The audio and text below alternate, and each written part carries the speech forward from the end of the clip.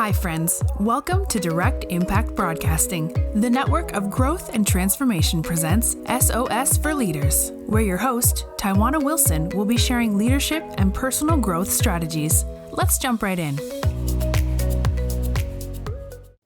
Hi, friends. Welcome to SOS for Leaders. I am your host, Tywana Wilson.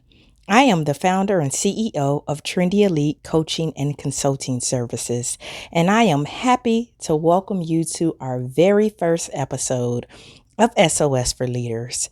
This podcast was formed to give you practical tips that you can use in both your personal and professional life. And so for today's tidbit, we will be talking about goals.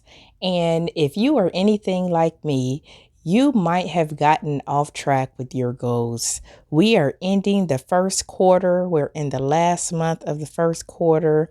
And I know for myself, when I look back over the quarter and I had some fitness goals to get into the gym 4 to 5 times a week, I have not met that goal. I am in the gym, but not consistently. And it's almost like I'm on 51st dates with the gym. And so sometimes you have to recalibrate. And there are some things that you can do to get back on track after you might have gotten off track with your goals. There's no need to be intimidated. It happens. There's no need to feel like you failed. It does happen, but you just need to recalibrate and get back on track. So today's podcast will talk about 4 simple steps to getting back on track with your goals if you have fallen off. Step 1, self-examination. Sometimes we have to look at our goals critically and figure out if they even made sense in the first place. Is it possible that our goal was too lofty? Was our goal something that we really couldn't attain? So when I think about my fitness goal of 4 to 5 times a week, being a new mom, maybe 4 to 5 times a week was a bit hefty of a goal. Maybe I should have thought about 2 times a week or 3 times a week. So sometimes you have to see if your goal even makes sense, if it's even possible for you to do. Step 2 is really to be clear about the goal. You have to set clearly defined goals in order to be able to shoot for something, in order to be able to measure it. And so what is that goal? Sometimes we just say, well, I want to eat right, or I want to work out, or I want to be healthy. And we say those things, but there's no clearly defined goal with those particular aspirations. And so step 2 is simply being clear about what our goal is that we're trying to reach.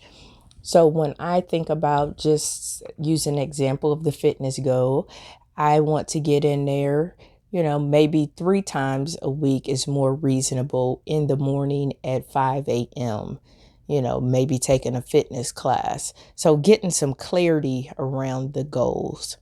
Step 3 is to create a schedule. So now that you have your goal in mind, what is your game plan? It's helpful in order to achieve your goal is to break it down into smaller bite-sized tidbits that are more reasonable for you to accomplish. And if you break it down into bite-sized tidbits, what happens is you start to reach those tidbits and you start to feel successful. You can celebrate those milestones in accomplishing those goals, and all of those bite-sized tidbits add up to your greater goal. And so it makes you feel more accomplished. It makes you stick in there and you don't fall off as fast because now you are setting yourself up with a game plan that you can actually achieve, and you're taking smaller steps. So sometimes we have to break that goal down into smaller steps. And step 4 would be to check your progress. So not only do we have to set our goal, be clear about our goal, have a schedule with our goal, we also need to check our progress. How many times have you set a goal and you've not checked back in with it? That's one of those things. It's like I set a goal and I didn't check back in. So really you are not holding yourself accountable to reaching those goals. So if you set yourself a monthly check-in or every week check-in, every other week check-in would be reasonable in order to reach your goal. I know for me, when I look at fitness goals, and I'm using that because that's top of mind, that's the one I've let get by me this first quarter. I like to check my goals every week. I like to see where I'm at each week. Did I get in the gym the amount of times that I said that I was going to get in there? Am I eating healthy? I usually, if I'm really focused, how much water have I been drinking every day? Am I on target with that? What is my weight? I like to weigh myself at the beginning of the week and then at the end of the week to check my progress on that. And so checking your progress is very important when it comes to reaching your goals. So to recap on what we have talked about so far is 4 steps to recovering our goals once we have gotten off track. The self-examination, making sure that our goals make sense in the first place. Setting the goal, so making sure we are being clear with the goal and defining the goal. And when I think about setting the goal, it reminds me of a study I was reading about. And so Harvard did a 10-year study on goal setting. And what it showed that when you write down your goals, it is very critical in your success. And so what they did is they asked students if they had a set of clear written goals and specific plans for their future. Out of the students that they surveyed, 84% of those students had no goals at all. So they didn't have any goals just going through life.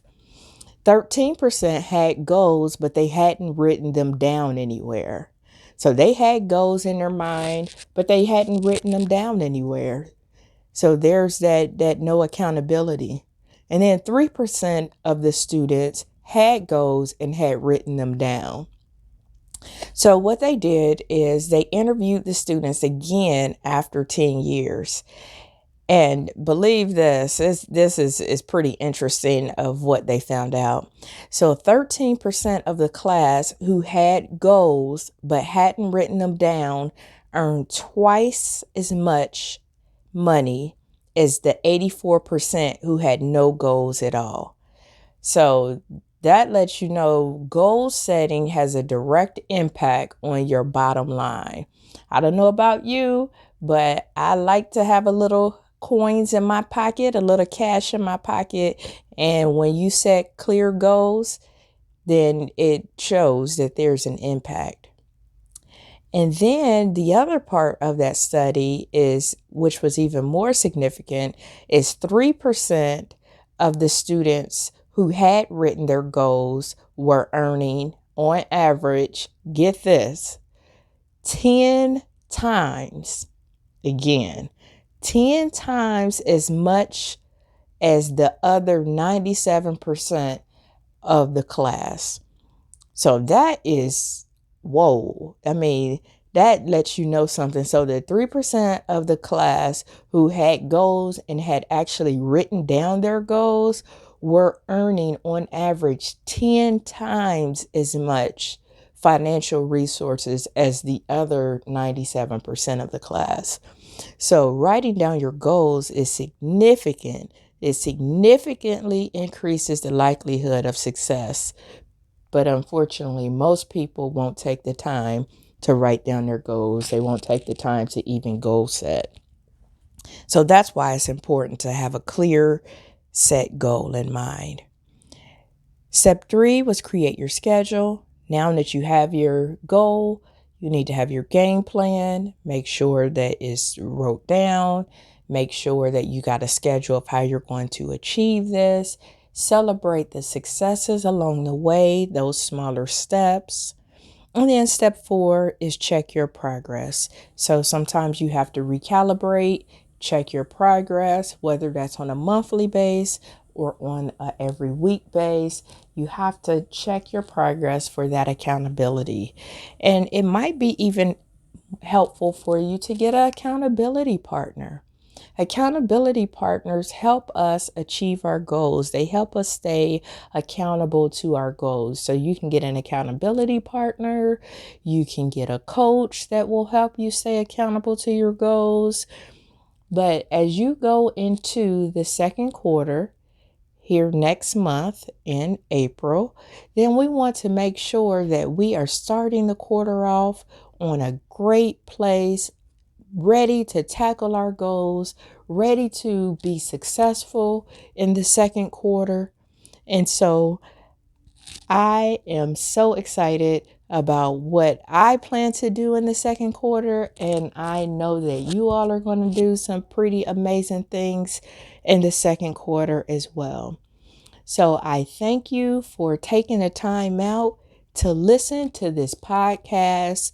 We'll be bringing you other episodes of practical and professional tips that you can use in both your personal and professional life, because what I know to be true is that if you are doing well in your personal space, it sets you up to do well in your professional space.